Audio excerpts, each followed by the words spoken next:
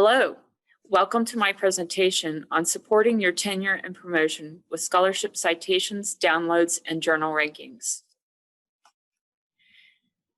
The evidence of downloads of your scholarship, citations, and journal rankings indicates the degree of relevance and impact of your scholarship on other scholars and institutions, both nationally and internationally.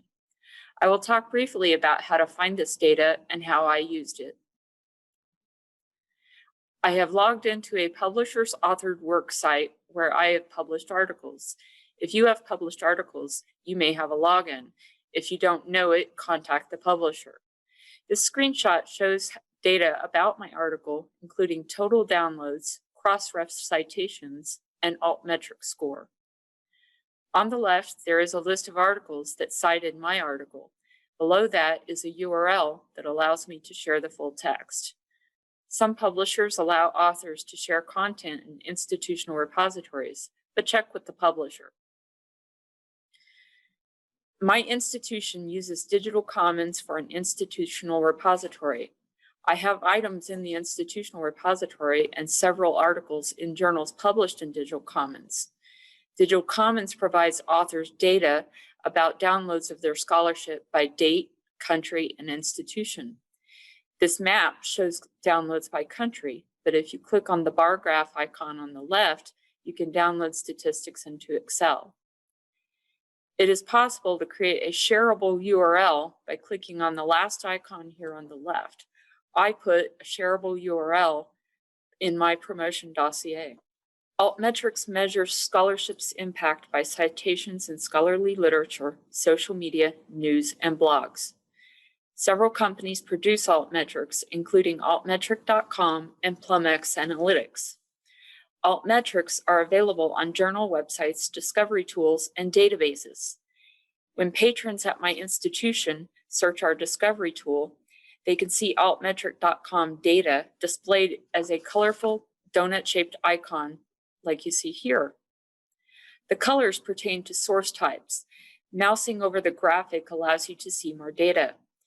Also relevant is that some library databases have these cited by links in database records, which allow you to see articles that cited the article in your search. PlumX addressed the institutional market and is better at collecting data from Mendeley, a citation software, and it offers more metrics than altmetric.com. This is one of my articles on a site with PlumX data. Please note the PlumX metrics icon called a plum print. If you mouse over it, more information pops up. Not all institutions that use PlumX make their profiles public, so the data in the public API is incomplete.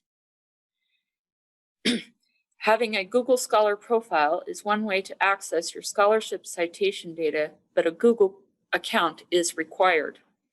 After logging on, Google Scholar will search for your name and ask you to verify if certain articles are yours. Here you can see my list of articles.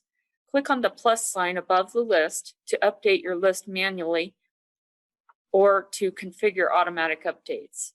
On the right, you can see the total number of citations, my H index, and my I-10 index. DOAJ evaluates journals in its database based on its transparency and best practices. Those meeting the standards are given the DOAJ seal as shown here. The standards address issues like digital preservation, persistent article identifiers like the DOI, and license type.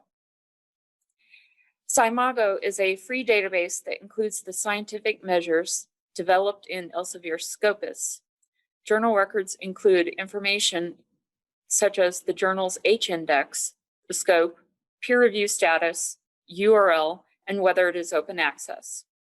The H index measures the journal's reputation based on how much it has been cited. This screenshot shows how I used data about my scholarship in my dossier. Here are some ideas on how you can promote your research. Here are some of the resources I talked about in the presentation and others I could not cover.